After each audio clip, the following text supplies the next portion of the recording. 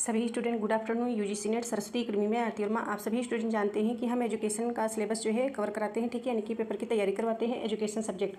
तो यहाँ पे सबसे पहले हम आपको बताना चाहते हैं कि आपका जो है एजुकेशन पेपर जो है जून का सेशन तो हमने कवर ही करा चुकी हूँ, ठीक है, और पेपर भी हो गया, रिजल्ट भी आ गया।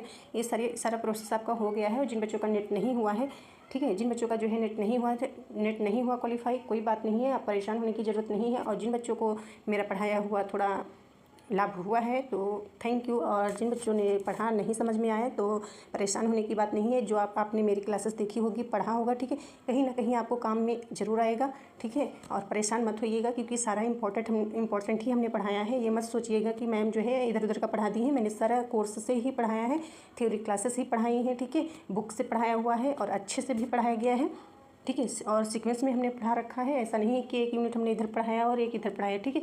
सारी की सारी यूनिट हमने सीक्वेंस में पढ़ाया। एजुकेशन आपका जो है सब्जेक्ट हम पढ़ाते हैं, ठीक है।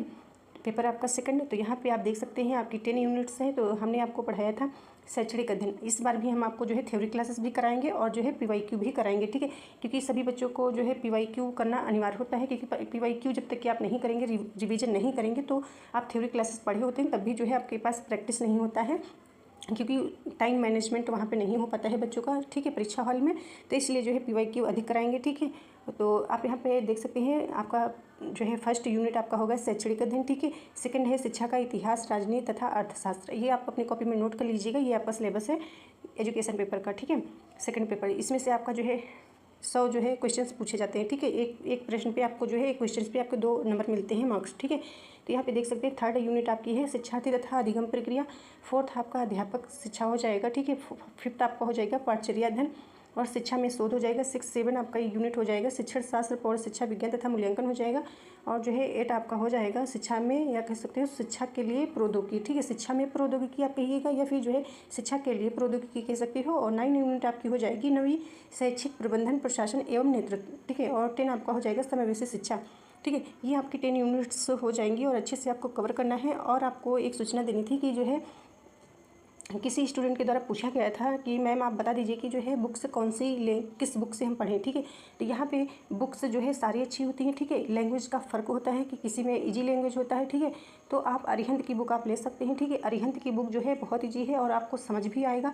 और दूसरी बात है, ये मत कहिएगा कि जो है मैम आपने बुक्स बता दिया है और हमें इससे कुछ क्वेश्चंस नहीं फंसे, ठीक है। तो ये मत कहिएगा, क्वेश्चंस आएंगे। यदि आपने बुक्स नहीं पढ़ा है तो नहीं समझ पाएंगे, ठीक है। जब आप बुक्स पढ़ेंगे, ठीक है, 10 बार 15 बार आप बुक्स जब पढ़ेंगे आपको समझ में आएगा, ठीक है। ये सारे यूनिट्स आपके जो है हर बुक में होंगे, ठीक है। कोई भी बुक आप खरीदेंगे, ठीक है, सिलेबस वही होता है, बुक्स आप कोई भी ले, ठीक है, लैंग्वेज का फ़र्क होता है थोड़ा, ठीक है। तो यहाँ पे देख सकते हैं, तो इसी प्रकार से होगा। और आप जो है अरिहंत की जो बुक लीजिएगा, ठीक है, तो उसको ऐसा नहीं है कि आपने ले लिया और रख दिया, ठीक है। जब ले लेंगे और पढ़ेंगे नहीं तो जाहिर सी बात है कि आपको समझ में नहीं आएगा।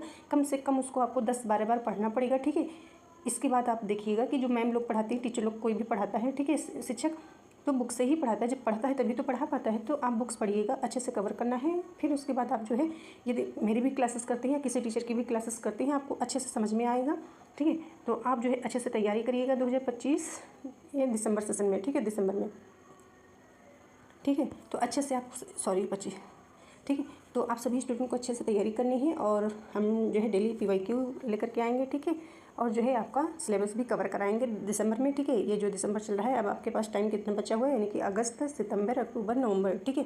दिसंबर में आपका पेपर हो गया, यानी कि 4 मंथ्स आपके पास शेष हैं, ठीक है। 4 मंथ्स में आपको जो है थ्योरी क्लासेस भी कवर करनी पड़ेंगी, ठीक है। आप थ्योरी क्लासेस भी कवर करेंगे और जो है आप जो है PYQ, ठीक है। तो ये सब चीज़ें पढ़नी है आपको।